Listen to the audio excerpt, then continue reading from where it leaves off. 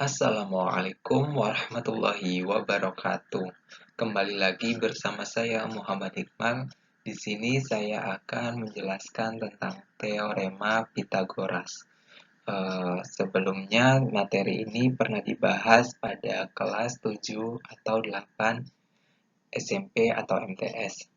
Nah, untuk lebih jelasnya, eh, next slide, saya akan menjelaskan tentang teorema Pitagoras. Teorema Pitagoras adalah suatu aturan matematika yang dapat digunakan untuk menentukan panjang salah satu sisi dari sebuah segitiga siku-siku. Teorema ini hanya berlaku untuk segitiga siku-siku saja.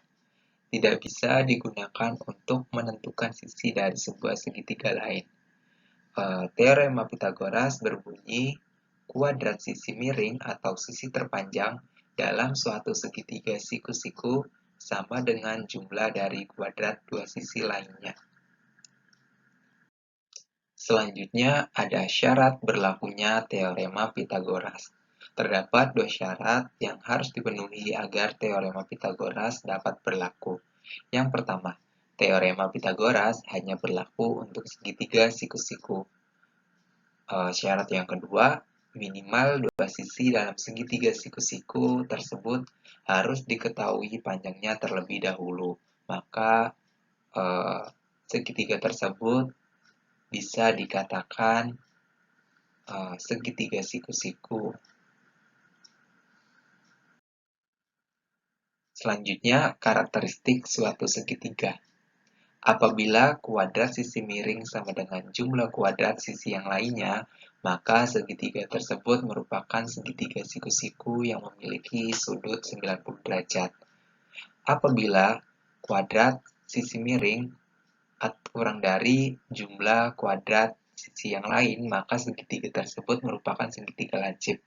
Segitiga lancip ini biasanya sudutnya di bawah 90 derajat.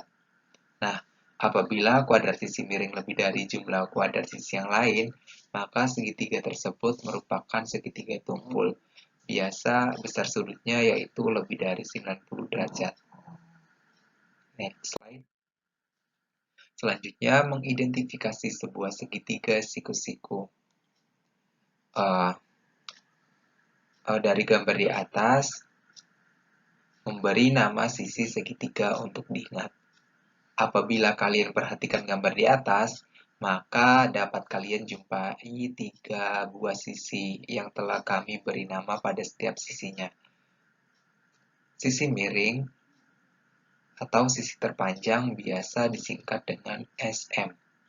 Sisi bawah atau sisi alas biasa disingkat dengan SA. Sisi tegak biasa disingkat dengan ST. Next slide. Baik, identifikasi selanjutnya yaitu untuk mengetahui atau memperhatikan dan memahami bentuk sebuah segitiga siku-siku. Mengapa kalian butuh untuk memperhatikan dan memahami bentuk sebuah segitiga siku-siku? Karena jika kalian menjumpai segitiga siku-siku yang dibalik atau diganti namanya, kalian tidak akan mengalami kesulitan. Maka dari itu, mengapa kalian butuh untuk memahami sekaligus mengidentifikasi sebuah segitiga siku-siku? Dari gambar ini, kita jumpai jika sisi miring berada tepat di depan sudut siku-siku dari sebuah segitiga. Siku-siku pada umumnya digambarkan dengan sebuah kotak kecil di dalamnya, seperti gambar ini. Sisi miring tersebut berhadapan dengan sudutnya. Sisi tegak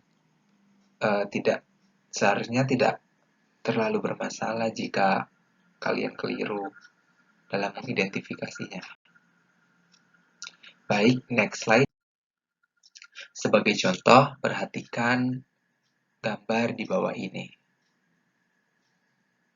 Walaupun segitiga siku-siku tersebut sudah kita balik, kalian telah mampu mengidentifikasi sisi miring, sisi alas, dan sisi tegaknya. Pada gambar di atas, sisi miring yaitu R,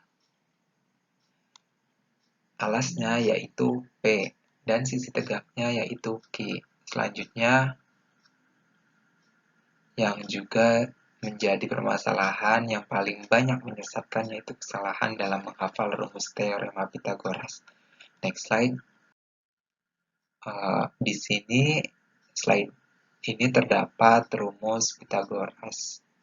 Rumus Pythagoras merupakan rumus yang diperoleh dari materi teorema Pythagoras. Teorema Pythagoras sendiri seperti yang telah disebutkan sebelumnya merupakan teorema yang menerangkan tentang hubungan antar sisi yang ada dalam sebuah segitiga siku-siku. Teorema ini pertama kali ditemukan oleh seseorang matematikiawan yang berasal dari Yunani bernama Pythagoras. Maka teorema ini disebut dengan teorema Pythagoras karena yang menemukannya yaitu Pythagoras. Adapun bunyi atau dalil teorema Pythagoras yaitu pada suatu segitiga siku-siku, kuadrat dari sisi terpanjang yaitu sama dengan hasil jumlah dari kuadrat sisi-sisi penyikunya. Next slide. Teorema Pythagoras yang kita bahas tadi, maka bisa dibentuk rumus. Untuk rumusnya yaitu C kuadrat sama dengan A kuadrat ditambah B kuadrat. Untuk A tingginya, untuk B alasnya, dan C untuk sisi miringnya. Rumus Pythagoras, kuadrat sisi AC atau sisi miring sama dengan kuadrat sisi AB atau alas ditambah sisi BC atau sudut atau tingginya. Selanjutnya, agar memahami teorema Pythagoras, maka